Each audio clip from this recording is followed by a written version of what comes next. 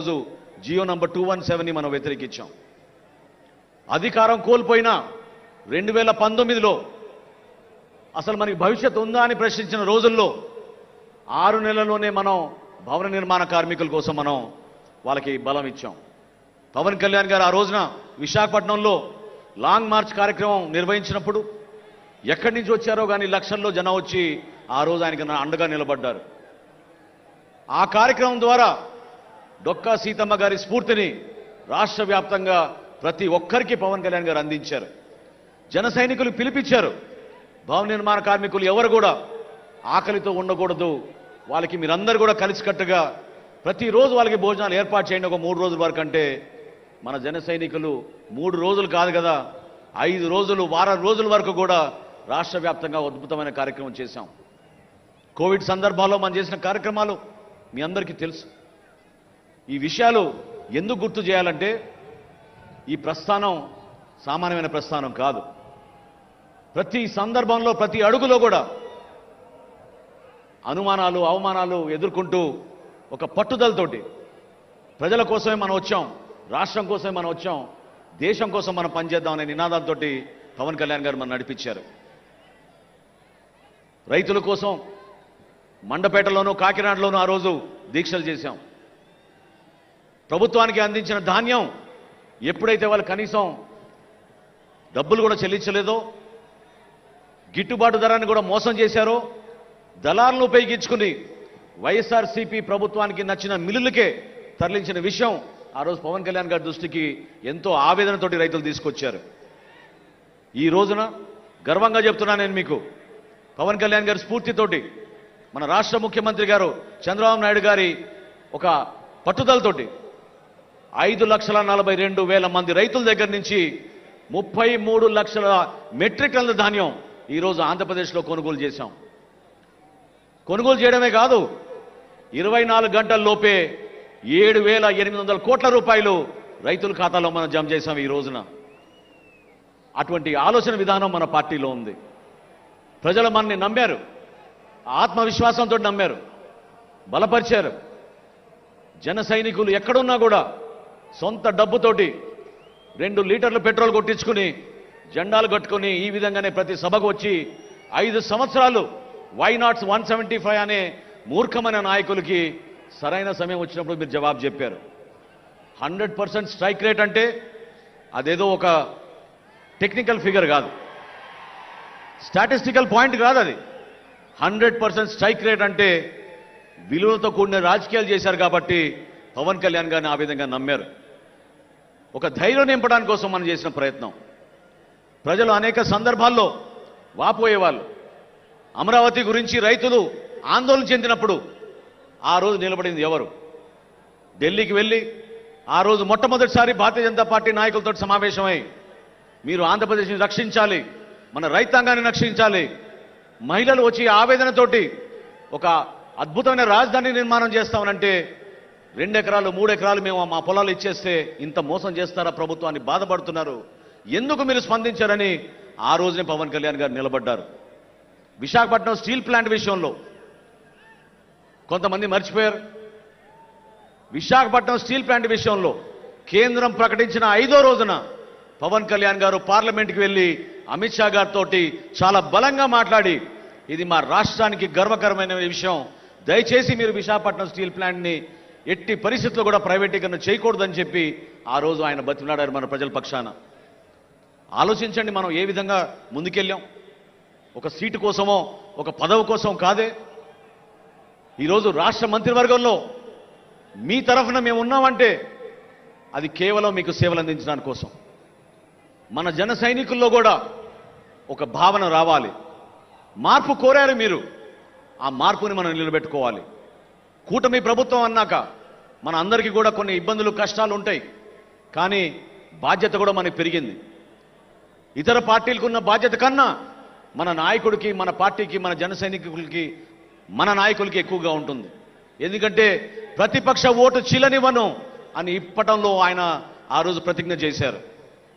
దానికి అనుగుణంగా మనం కష్టపడి పనిచేశాం.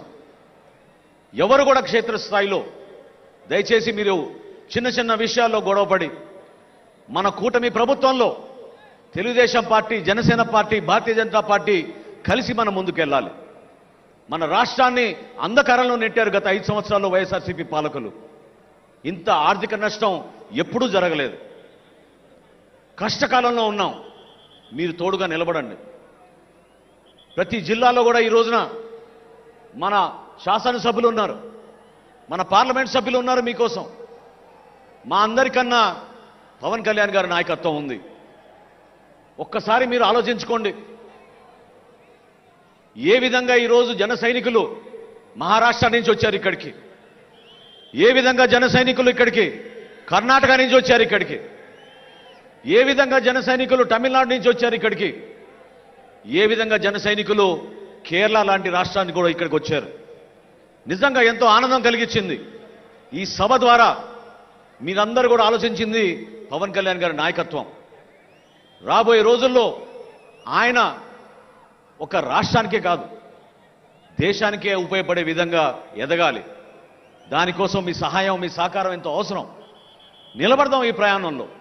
చిన్న చిన్న పొరపాట్లు, చిన్న చిన్న సమస్యలు ప్రతి ఒక్కరికి ఉంటాయి. కానీ కూటమిలో మనందరం కూడా కలిసిమెలిసి ముందుకు తీసుకెళ్ళాలి. ప్రభుత్వంలో ఉన్నాం. ఈ రోజున మహిళల కోసం మనం సంక్షేమ కార్యక్రమాలు అనేక చేస్తున్నాం. సూపర్ 6లో ఇచ్చిన గ్యారంటీ దీపం పథకం ఆ రోజు ఇచ్చాపురంలో గౌరవ ముఖ్యమంత్రి గారు ప్రారంభిస్తే, ద్వారకా తిరుమలలో మన రాష్ట్ర ఉప ముఖ్యమంత్రి పవన్ కళ్యాణ్ గారు ఆ రోజు దీపం పథకాన్ని ప్రారంభించారు. గర్వంగా చెప్తున్నా నేను, ఈరోజు 1 కోటి మందికి మనం ఉచితంగా గ్యాస్ కనెక్షన్ల ద్వారా, దీపం పథకం ద్వారా మన గ్యాస్ సిలిండర్లు ఇచ్చాం. 800 కోట్ల రూపాయలు వెచ్చించాం.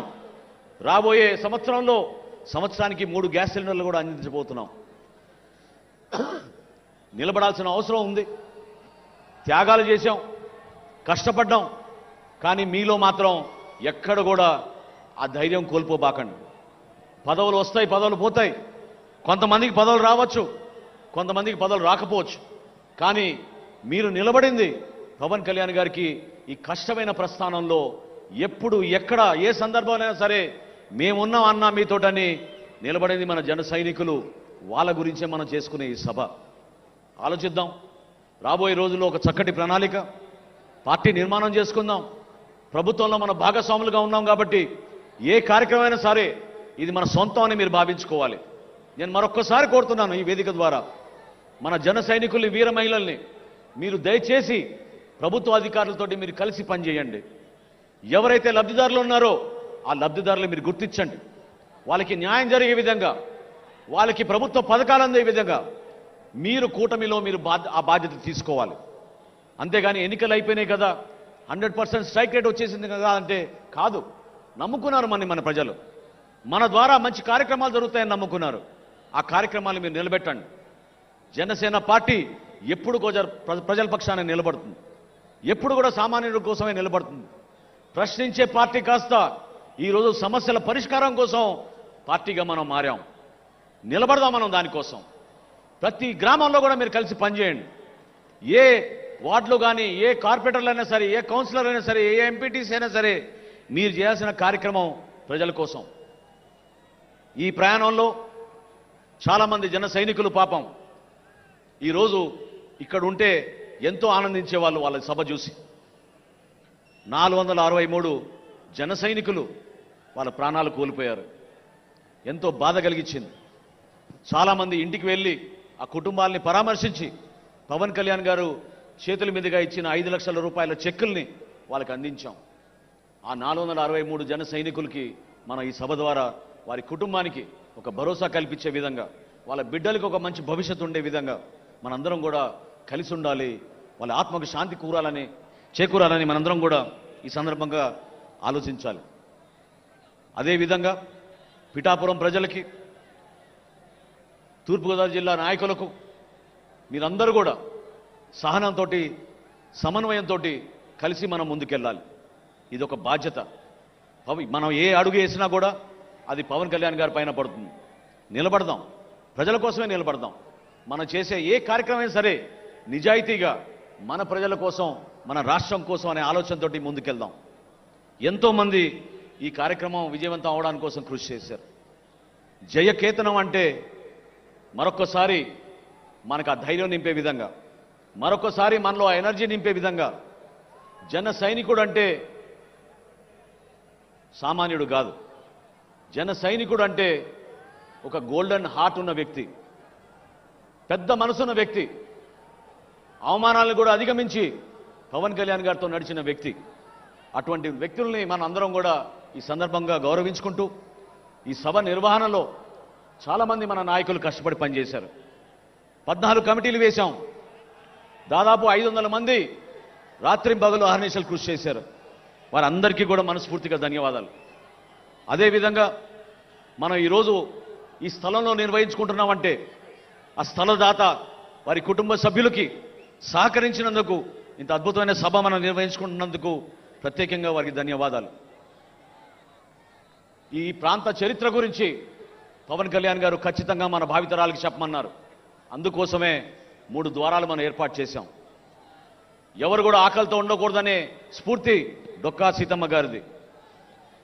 అదేవిధంగా పిఠాపురం మహారాజు గారు, రాజా బహదూర్ గారు, ఆయన ఈ ప్రాంతంలో ఆయన చేసిన దానాలు, ఆయన చేసిన త్యాగాలు సమాజానికి ఏ విధంగా ఉపయోగపడ్డారో ఆయన గురించి కూడా మనం ఈ సందర్భంలో గుర్తు చేసుకోవాలి. వీటితో పాటు సత్యలింగం నాయకర్ గారు ఎంతో అద్భుతంగా కాలేజీలు ఏర్పాటు చేసి ప్రతి బిడ్డకి ఒక అద్భుతమైన భవిష్యత్తు ఉండాలని వాళ్ళు చేసిన ఆలోచనల్ని మనందరం కూడా ఈ సందర్భంగా గుర్తు తెచ్చుకోవాలి. అదేవిధంగా మన పోలీస్ శాఖ గతంలో మనకి చుక్కలు చూపించారు. వీళ్ళు ఎక్కడ సభ నిర్వహించాలన్నా మేము పడిన కష్టాలు మామూలు కాదు. ఎన్నిసార్లు మొత్తుకున్నా, ఎన్నిసార్లు పర్మిషన్లు అప్లై చేసినా 12 గంటల ముందు, 14 గంటల ముందు ఒక చీటీ రాసి 9 ముగియాలి మీ సభనని చెప్పి ఆక్షేపణలు కూడా పెట్టేవాళ్ళు. కానీ ఈ సందర్భంలో జిల్లా ఎస్పీ గారికి, ఐజీ గారికి, డీజీపీ గారికి, ఇక్కడ పనిచేసిన ప్రతి ఒక్క కానిస్టేబుల్కి, సర్కిల్ ఇన్స్పెక్టర్లకి, ఎస్ఐలకి జనసేన పార్టీ తరఫున, మా పార్టీ అధ్యక్షులు పవన్ కళ్యాణ్ గారి తరఫున మనస్ఫూర్తిగా సహకరించినందుకు మీ అందరికీ కూడా ధన్యవాదాలు.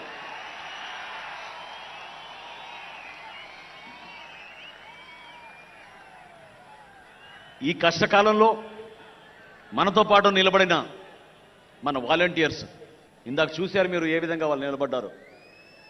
జనసేన పార్టీ ఈరోజు మీటింగ్లు జరుపుకుంటున్నామంటే, ఒక డిసిప్లిన్ విధానంలో జరుపుకుంటున్నామంటే, పాపం వాళ్ళకి గాయాలైనా కూడా, కాళ్ళు బెనికినా కూడా, చేతికి ఫ్రాక్చర్లు అయినా కూడా వాళ్ళు నిలబడి మీకు సేవ చేయాలనే ఆలోచనతోటి మన వాలంటీర్స్